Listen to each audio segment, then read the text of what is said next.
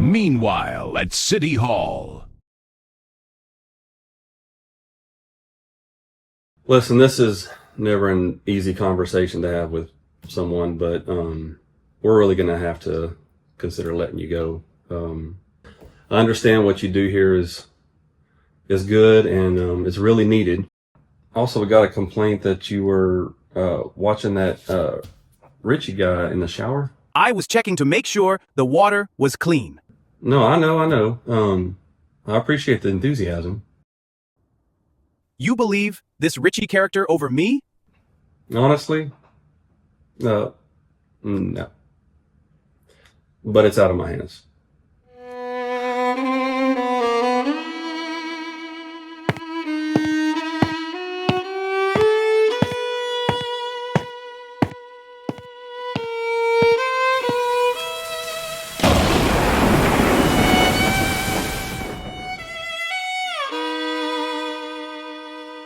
A few days later.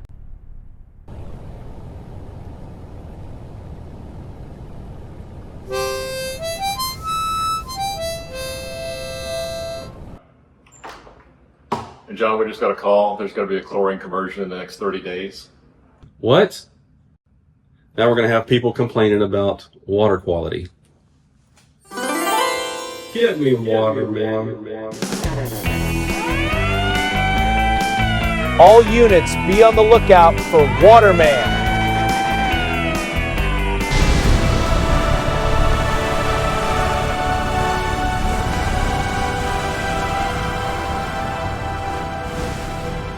Waterman away!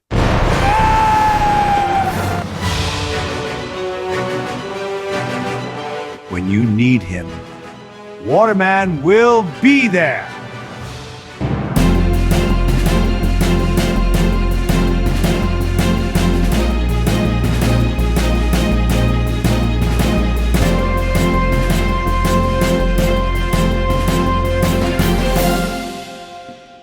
Well, good morning, ladies and gentlemen, and welcome to Houston County News.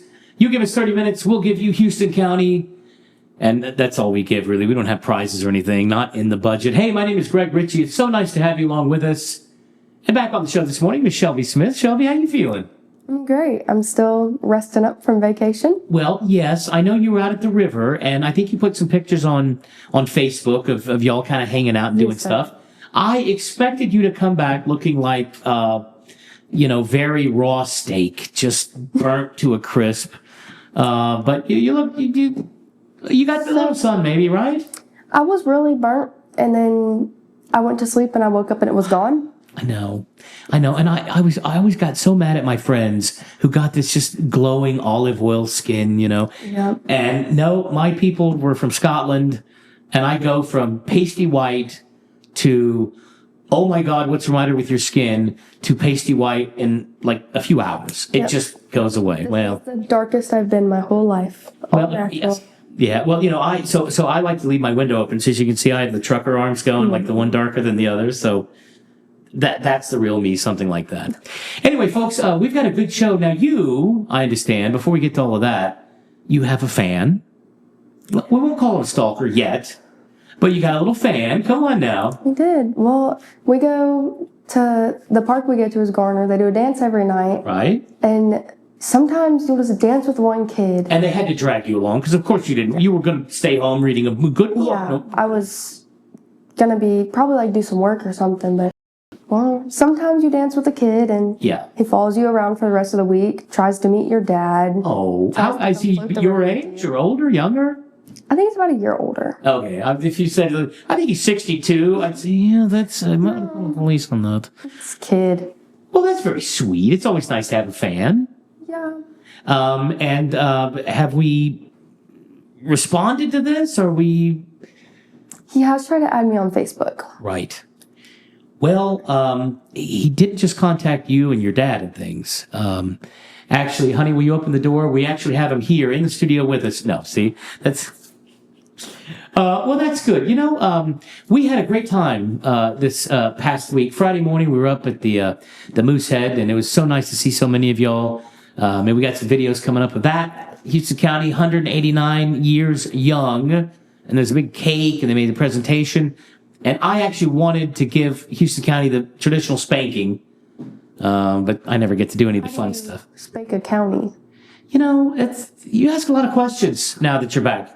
That is a good question, probably. Also, I've asked our guest for this week to come on next week. We need to talk about data centers. Because this is no longer a, hey, what if? Hey, maybe one of these days we have a data center that's looking very serious to come here pretty quickly. And we're going to talk about next once we get the show started. This morning's edition of Houston County News is brought to you by Darling Ingredients, supporting our local ag, youth, and youth programs. By Davy Crockett Grill, comfort you can taste. By Houston County Electric Co-op, power for your way of life. By the Houston County Hot Tax Funds, promoting tourism and economic growth in Houston County. By the Houston County Public Information Project. And by Dr. McLeod and the good people at Texas Family Doctor. Okay, folks, all kidding aside, on behalf of the City of Crockett and the Water District, we do want to let everyone know that we will be soon doing a chlorine conversion within our water system. This is required by TCEQ to go in throughout our distribution system and remove any kind of buildup film, biofilms, and to really help our chlorine last throughout our water system better in the future. This is recommended to be done about every 6 months, and we will be doing that during the month of July. What this is going to mean is that some areas will get stronger chlorine smells and tastes in the water, depending on where you're at in our water system. If you're in an area that has older water lines, especially cast iron water lines, you'll also be getting some additional discoloration in your water. The water will be safe, will be constantly monitored, constantly tested.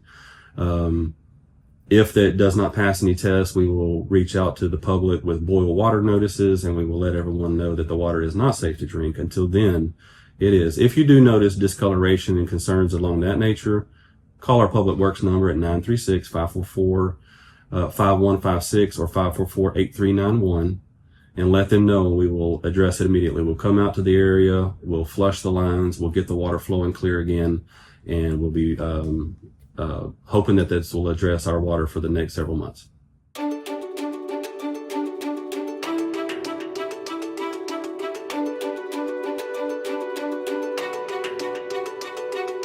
Nothing in nature is wasted. Every atom of every living thing is reused again and again. We apply this same circularity to industry, taking materials that would otherwise be wasted and transforming them into hundreds of valuable ingredients that the world depends on daily. The best way to protect nature is to act like nature. At Darling Ingredients, that's exactly what we do. Well, folks, Friday marked the 189th birthday of our home, our beloved Houston County, and we were invited and had a really nice time. Honored to be out there with all the good folks that absolutely packed the Moosehead Cafe right in downtown Crockett, and there were some great speakers. They had a big cake, lots of historical things, and we want to bring you some footage of that as well. And God bless all the people out there who came by and said hi, and it was kind of good to catch up with some folks we haven't seen in a while. So thank you all for coming out. Let's have a look at that now.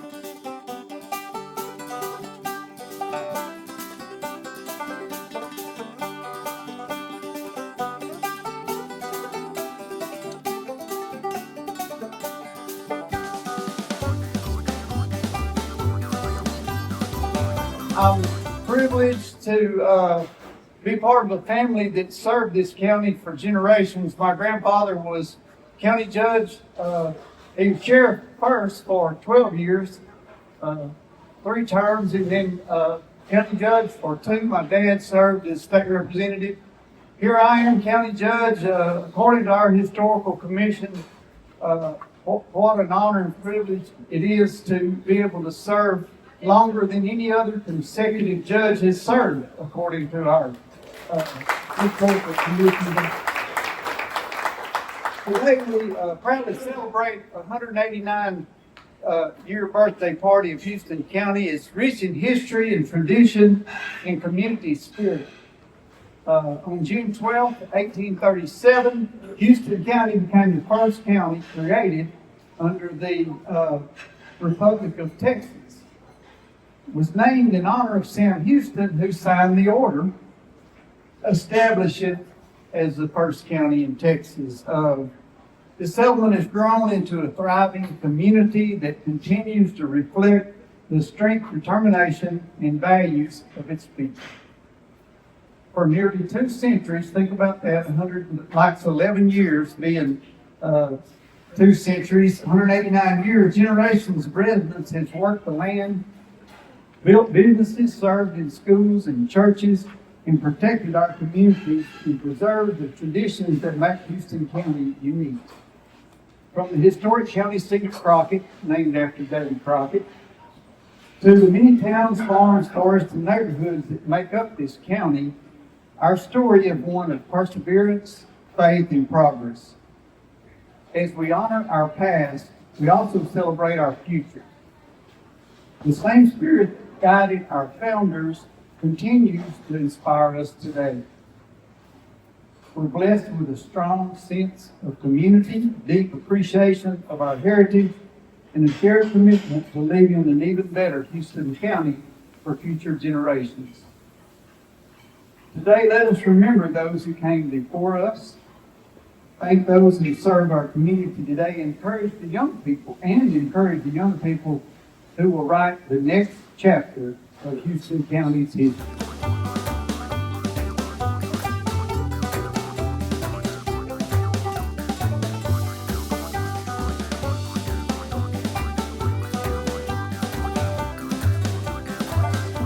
Caddo Indians were over to the east of our county from the year 1000 to probably 1600 AD.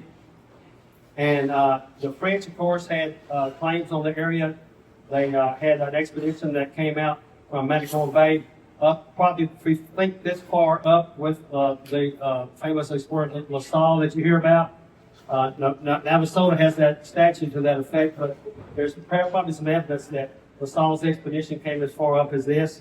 In 1690, the Spanish established San Francisco de la Tejas out there in the Weeches area. It was abandoned 3 years later, but was reinvigorated later on. The French trader Saint-Denis or Saint-Denier in 1715 charted this site on his way through. He was a French explorer. He came on the Spanish roads through the San Antonio Road up to Mina Real to here and charted this area because of the creek that was here. And Moses Austin, of course, Stephen Austin got their land grant from the Spanish government in 1821. Daniel McLean and John Sheridan settled out in the Augusta area. And 4,600 acres of land out there, if you can imagine that. That was their land grant from their service in the war before that. And of course, in 1828, then the land grants were opened up for everyone in the Masters family, the Gossett family, the Wise family, and many others that you'd be familiar with came through here. Now, a lot of stories come up about David Crockett coming through. He did come through in January of 1836 on the way to the Alamo. It is true that Elijah Gossett's son, Andrew, was building a house on the outskirts of what we now call Crockett. And he was coming through and he recognized David Crockett from his friendship in the Tennessee days. Tried to get him to go with him. He said, we're going to go down to the Alamo and we're going to liberate Texas. And he said, man, I would like to go, but I got to finish the roof on this house before the spring rains hit. He didn't go. David Crockett and the rest of the Tennessee volunteers did. Of course, they did not return. But after the Battle of Alamo, Goliad, and of course the Battle of San Jacinto, then the Republic of Texas was established. And that was in the middle part of 1836. Within a year, probably 14 months after the Battle of San Jacinto, the Houston County was formed. The way that worked, you had to have a certain number of voting age men to sign a petition. The people around here in this county, this area, had enough drive, enough organization to make that happen. And it is true, on June the 12th, 1837, we were granted the first county in Texas, the first one that had their paperwork in, the first one to make it happen, Houston County. Houston County Judge Jim Lovell, your Houston County Commissioners. Along with all the men and women in county government, join us in wishing Houston County a happy 189th birthday. From humble beginnings to a bright future, we are Houston County. First in Texas and first in our hearts. Your Houston County Electric Cooperative is in the final stages of its massive construction project in order to serve our members better. Our entry is now near the HCEC sign, where you'll find our drive-through window. Our new operations room, or safe room, is protected from rain, wind, and even the most violent storms, which is designed to keep our members with power and with the ability to provide warnings and updates. We are your Houston County Electric Co-op, providing power for your way of life. It seems like just about everybody makes a burger these days. If you can call them burgers. At Davy Crockett Grill, we make Davies. Single, double, the full pound Mr. Crockett, even a ribeye Davy. In fact, we cook up more goodness on a bun than anyone around. 'Cause at Davy Crockett Grill, these Davies are just the first bite of comfort you can taste. Davy Crockett Grill, where summer gets tasty.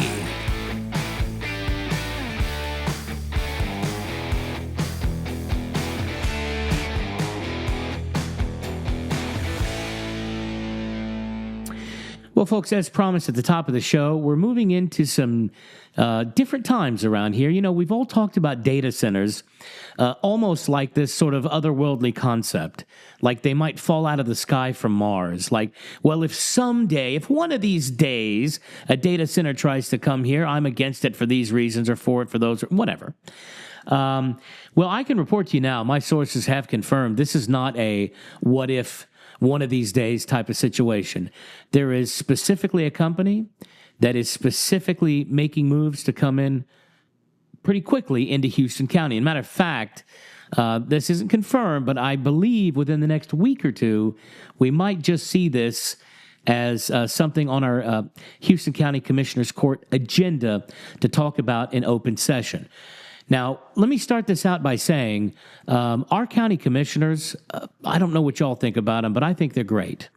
I have never seen a group of commissioners that honestly care about us and really do spend some time and energy thinking about what's going to be best for this area. And when I call those guys and they're, you know, out on tractors and moving land, and let me call you back, I'm up to my knees in mud, we've got a situation out here. Crazy respect for those guys. And I feel like whatever decisions come from whatever company might want to come here, or meetings that might happen, I think we can trust them. But the commissioners face some challenges. And before this big meeting comes up, before many of you I know are probably going to plan on being there, and we'll let you know that meeting is set, what time and where. I think all of us are just instinctively against data centers. And I think there's a lot of information out there that is true, false, indifferent. And I kind of want to talk today about what might happen, what we might be looking at, why other counties are dead set against it, and why it's in so many other counties. I mean, check a map. You know, you've got over 5,000 data centers already in the country. There's 248 more planned in the planning stages right now in the state of Texas. So I think at some point you have to say, well, this is going to come our way sooner or later. This is something we're going to have to deal with sooner or later. Even if they put it, 10 feet on the county edge in the second county, we still share many of the same resources, including sometimes power, groundwater, all the rest. This is something we're going to have to deal with. Now, I came out in the newspaper with a bunch of questions, and I'd be happy to repost that or send that to anybody if you need. The questions start by, first of all, what exactly is a data center? Now, a buddy of mine called me and he said, "Hey, Greg, we've already got a data center in Houston County." And I said, "No, we don't."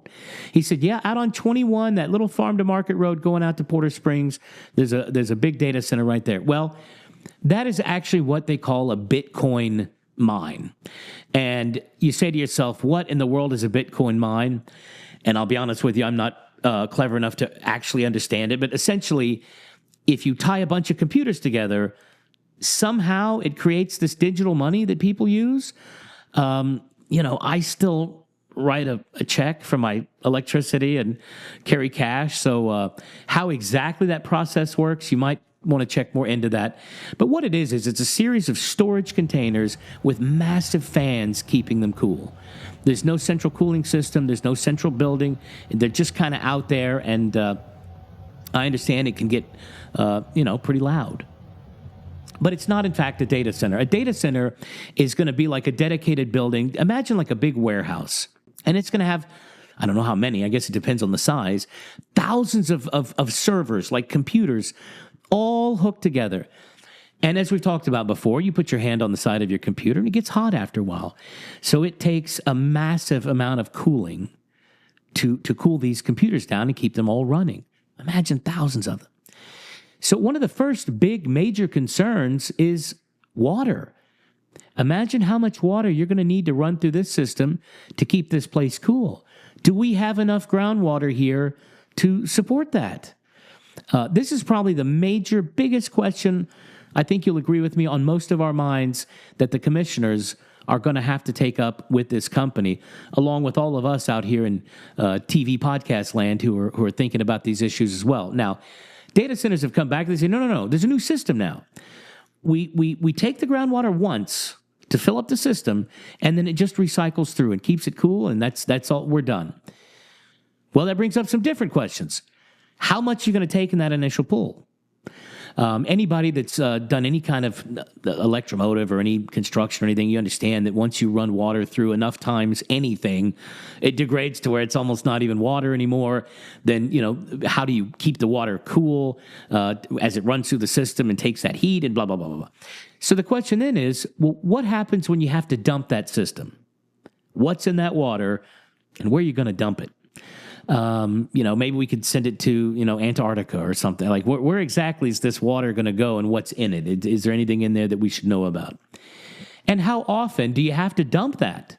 So in other words, if they say, well, we need, 10 gallons, just to use a silly number, to fill it up, and every 7 days we need to do 10 gallons. Well, I think there's some water experts in this county that might want to tell us if we can have something like that, if that's even going to work for us. Next is power. Now, I understand, for example, where this Bitcoin mine, they call it, is, I believe there's a substation right out there. A possible data center, depending on where they're going to come, what Houston County power will they need? Will they have to pay for it themselves? Will they tap into our lines? Will prices go up? Will we have brownouts whenever somebody does a massive Google search and the data center reacts or something? I mean, these are serious questions that our commissioners are going to have to ask and really get kind of technical on, to be honest with you. These aren't just I'm against it, I'm for it type yin and yang questions. The next thing we need to talk about is, there's going to be some construction jobs, but a center of the size of the one that might want to come to Houston County, you're talking about maybe 20, a couple dozen jobs at the most. I would imagine these will probably be well paid, although I have no hard data for that, but I would think these are skills that would be well paid. Now, how many locals right now today are qualified for those jobs? Well, I don't know.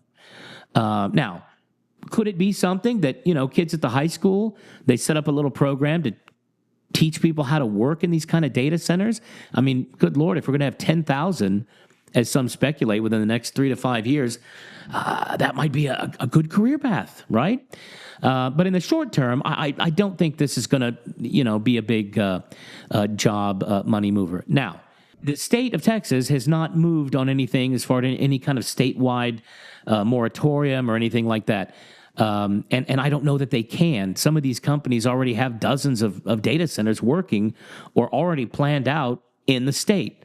I don't know if Governor Abbott can do anything at this point. Hill County, up near Dallas, recently put a 1-year moratorium. They said, no, 1-year moratorium. We want to study this. We want to look at this as data centers. Now, if you've got $1 billion to blow on a data center, I'm thinking you've probably got a decent attorney. Don't quote me on that. But you probably got rows of attorneys. Will a county moratorium hold up? And folks, even since making this video, things are happening so fast. One of the companies involved in data centers in Hill County pushed back in a federal lawsuit saying, hey, those 800 acres that we gave money and purchased were now left completely useless and valueless by the moratorium. The complaint alleges Texas counties are creatures of statute with no inherent police power and therefore may act only when authority is expressly granted or necessarily implied by statute or the state constitution, and they say no such authority exists for a data center or any development moratorium. Now, since then, Hill County has adjusted that. They've taken back the moratorium. They've now replaced it with a formal development checklist and major industrial development review framework designed to make any data center developers submit detailed project-specific disclosures regarding infrastructure, traffic, resource impacts before they can proceed. And attorneys now also say this, too, could face a challenge in court. If you've seen the famous movie about Erin Brockovich, she took on the big electric company in California, PG&E maybe it was called. I haven't seen that movie in a long, long time, but she's got a whole website that talks about some of the issues. I was contacted by one young lady in the county saying, I'm worried about animals. You've got some massive structure. Is that going to affect migration patterns? Is there going to be any noise pollution? Is there going to be a hum? Is there going to be something there that's going to affect everything else sort of going on around us? Well, the honest truth is we don't know, but these are questions that the commissioners are going to have to ask. So as you're looking at this, you say, well, why has this been allowed if there are certain risks? Why has this been allowed anywhere in the world for any reason? Well, the data center obviously brings in a lot of construction jobs in the beginning. Hang on, hear me out. I'm playing devil's advocate here. Just if you set up $1 billion structure in a little county like this, let's say, well, that is going to bring in a lot of property tax. Again, I'm not smart enough to do the exact numbers, but depending on how big it was, a lot of money. And depending on who they sell it to and how they sell it, maybe some sales tax revenue. Now, the real question here is, for our commission, who certainly want more funds for roads and bridges and hospitals and schools and whoever else, fine. Do the possible risks outweigh the possible benefits? And that's what this is all about. If this thing's coming here anyway and we cannot stop it, is it better to somehow not partner with them, but at least find a way to control it so our worst concerns are addressed, let's say? I don't know. That's a tough question. You know, I don't want to walk into that meeting thinking I'm against these data centers because I feel like I am sitting here today. But do I have enough information to actually point to specific things? Well, no, honestly. Until these people come in and we see and the commissioners see what their proposal is, what their plans are, what exactly we're sort of looking at here, there's really not a way to know. You know, this is a tough one. We choose to live here, you and I, every day. It's a whole new world. A lot of people are on pensions, 401k, Social Security. A lot of people out there work from home, work at computers, things like that. Most of us could go live kind of wherever we wanted to. Around the state, around the country, around the world. We could even live in downtown Hong Kong. It's not worth the noodles. What level of tax rate, of economic development, is worth these potential risks? That's the question. That is really the question. And if there's literally no way to stop it, how do we somehow address and mitigate or lessen those risks? And that's really the question our commissioners face. And I trust them to make the right decision. You know, there are a lot of questions, I think, that need to come up, that are going to come up. I've spoken with some of the commissioners just sort of off the record about some of the questions that, we have and that they have, and they've come up with some better questions than we have in some respects that we hadn't thought about. Stuff like fire hydrants and our local volunteer fire departments. And, what does a fire at a location like this actually mean? And if you can't get it put out quick enough, did we just lose part of the national forest? So these are all questions that are going to come up. What we wanted to do today was kind of present how these things are coming about and why some counties have actually embraced them and said, we could use a couple dozen jobs. We could use a few million extra dollars in tax revenue. Come on in. And we're going to be looking more into what those counties are experiencing as time goes on, because like I say, a lot of this is new and we don't know a lot of the long-term complications or consequences, good or bad. And once we know the exact player here, that's going to tell us a lot, because we can look into that company, where they built, how they built. The other thing is, think of a data center as almost like you're building an apartment complex for information. So any number of companies can lease information from all this power, memory, whatever you want to call it, being produced at this place. So Google may say, we'll lease the whole thing for 10 years. They may take half and Facebook take half. Elon Musk may want a piece of it. The Pentagon or some kind of government thing may need storage for some of their information or whatever. Again, as a capitalist and a right-wing kind of libertarian guy, there's a part of me that says, well, it shouldn't matter. It's that company's right to lease it out to whoever they want to. I mean, if they were leasing it to the Chinese government, would I still be okay with that? The data center brought to you by Iran. Probably not.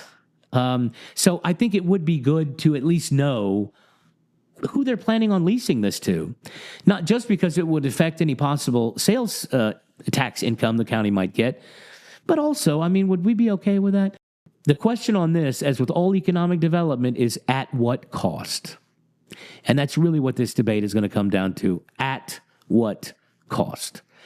Anyway, folks, my sources have been very clear. This is not a level red, hit the tornado seller situation. But there is, in fact, a specific company, is yet unnamed, with a specific plan that we understand. Our sources have told me that within the next couple weeks here, there should be a county commissioners meeting to address it. And we'll definitely let you know. There's a petition downtown, sheriff's office, courthouse annex, that people are welcome to sign should they want to do that. I don't know, folks. This is a tough one. The groundwater issue was kind of cut and dry, but, you can understand on something like this why we need a lot more information. And then if we're all against it, we'll know why. As of right now, my resting position is that doesn't sound like, I don't think we need that. Thank you. But, I guess these people will come forward at some point and tell us what's actually going on, and we'll either be able to confirm that or rethink it. Thanks for stopping by, everybody. I missed y'all while I was gone. Thanks for watching Houston County News. Waterman got fired. Yo, yo.